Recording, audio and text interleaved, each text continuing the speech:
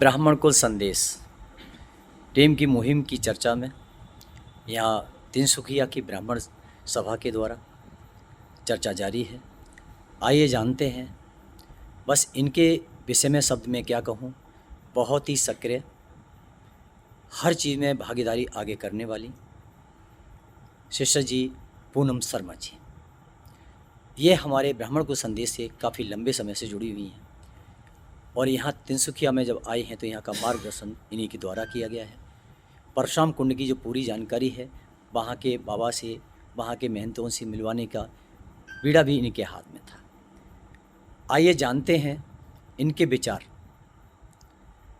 अब वो विचार मैं ज़्यादा कुछ नहीं पूछ रहा हूँ, बस ये है कि समाज के उत्थान के लिए, समाज को एकजुट करने के लिए, भगवान परशुराम तक दर्शन कराने के लिए ये इनके अंदर उत्साह है जो लोगों को उत्साहवर्धन करने के लिए प्रेरित कर रही हैं।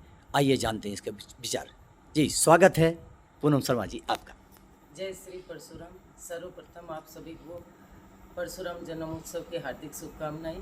और आप हमारे तिनसुकिया में आए, इसके लिए आपका मैं तहे दिल से पूरी ब्राह्मण सभा की तरफ से और श्री परशुराम रेणुका मातृ समिति की तरफ से मैं पूनम शर्मा आपका दिल से हार्दिक अभिनंदन करती हूँ और साथ ही धन्यवाद करती हूँ कि आप परशुराम कुंड क्षेत्र से होते हुए हमारे तिनसुकिया में पहुँचे हैं।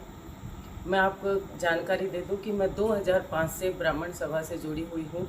वहाँ मैं एक सक्रिय कार्यकर्ता के रूप में मैंने कार्य किया और मैंने देखा कि हर अक्षय तिथि जो हमारे परशुराम का जन्मोत्सव आता है, हमारी ब्राह्मण सभा उसे मनाती थी, लेकिन बहुत ही सूक्ष्म रूप में वो पूजा की जाती थी।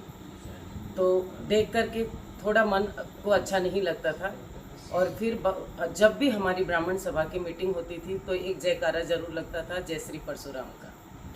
तो मेरे अंदर में ये विचार उठा कि सिर्फ भगवान क्या इतनी सी देर के लिए ही है कि जय परशुराम, और फिर उनका पूरा साल में कोई भी तरह का विचार किसी के भी लोगों के मन में नहीं आता है। हम विभिन्न प्रदेशों में जा रहे हैं और विभिन्न ब्राह्मणों की सभाओं से मिल रहे हैं। ये अक्सर ऐसा है कि अगर फ़ोन पे भी आप जय परशुराम कहेंगे तो उनके मुंह से ठीक से जय परशुराम नहीं निकल पाता है। यही कारण था मेरे को आगे बढ़ने अब का। हम जो आगे कह रहे हैं आपके लिए कि हमारा भी प्रयास यही है कि जो लोग हैं, आप दूसरे की चीज़ को बढ़ते हैं, कम से कम आप जय भगवान परशुराम बोलो या जय परशुराम जी बोलो, ये तो मुख से उच्चारण करिए, क्योंकि आपके आराध्य हैं, आपके परिवार के हैं, आपके कुलों के हैं। आप जब दूसरों को सम्मान दे सकते हैं तो अपनों को क्यों नहीं। जी कंटिन्यू।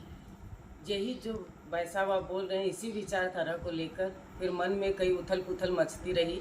और मेरे पिता तुल्य ससुर जी जो हैं, आज वो इस दुनिया में नहीं है, लेकिन जो मैं उन्हीं की प्रेरणा से आगे बढ़ी हूँ।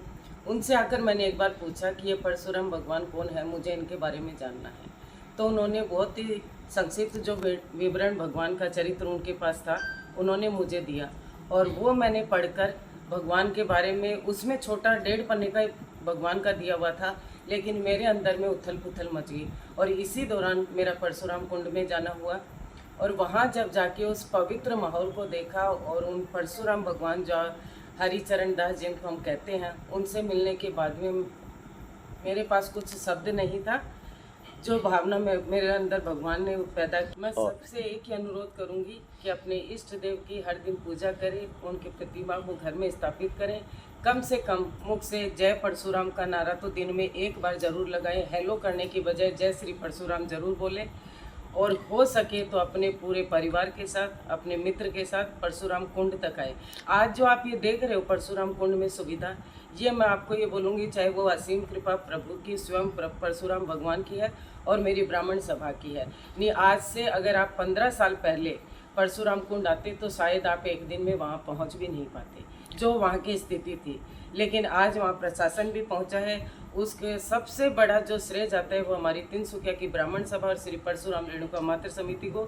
यहाँ से हम लोगों ने विकास यात्रा शुरू की और आज जो बसों की व्यवस्था, रेलवे तक भी यहाँ तक लाने की जो सुविधा की जा रही है, यहाँ धर्मशाला बनी हुई है, जो भी कार्य, आज वहाँ कुछ दुकानें भी लगी है। पहले तो वहाँ अगर चाहें तो आपको आलू तक एक नहीं मिलेगा कि कोई आदमी वहाँ जाके खाना भी बना के खा जी सिस्टर जी, मैं और कुछ पूछना चाहूँगा आपसे कि जो हमारे ब्राह्मण समाज के कर्मकांडी पुरोहित हैं, घरों में जाते हैं, संस्कार करते हैं, हर जगह जाते हैं, हवन करते हैं, यज्ञ करते हैं, वहाँ एक तो सामग्री के साथ में ज़्यादातर हमने देखा है कि लोबान भी लिखते हैं।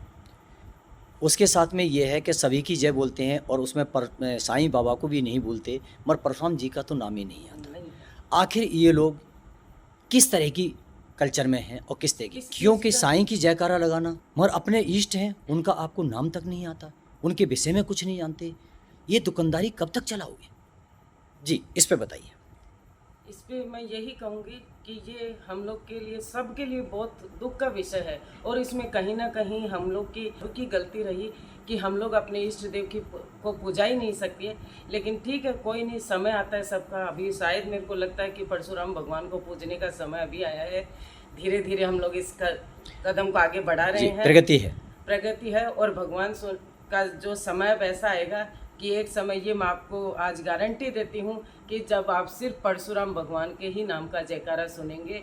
और ये निश्चय है कि हर देवी देवता का एक समय आता है, और ये कलयुग के देवता है। आप जो बात जानते हो कि इनको अब मुक्ति अगर किसी को पानी है, मोक्ष अगर पाना है, तो वो परशुराम भगवान की ही शरण में जाए। जी, आने वाले समय में 10 से 15 साल के अंदर में मैं ये जानता हूँ और उम्मीद है मुझे कि भगवान परशुराम कुंड देश का 5वां धाम होगा। विप्र बंधुओं, अपने समाज के प्रति संवेदनाएं हैं तो आप परशुराम कुंड जरूर आइए और परशुराम जी के बारे में जरूर जानिए। बहुत जो भी बहुत सेवा चाहिए, हम आपकी सेवा में हाजिर हैं। आप तिनसुकिया होकर ही परशुराम कुंड जाएंगे। आप जिस भी समय चाहो, हमारी ब्राह्मण सभा से, मेरे से, हमारी परशुराम रेणुका मातृ समिति, ब्राह्मण महिला सभा जागृति से, किसी से भी संपर्क करें। संपर्क सूत्र आपको दे दिया जाएगा। धन्यवाद। जय श्री परशुराम। जय श्री परशुराम।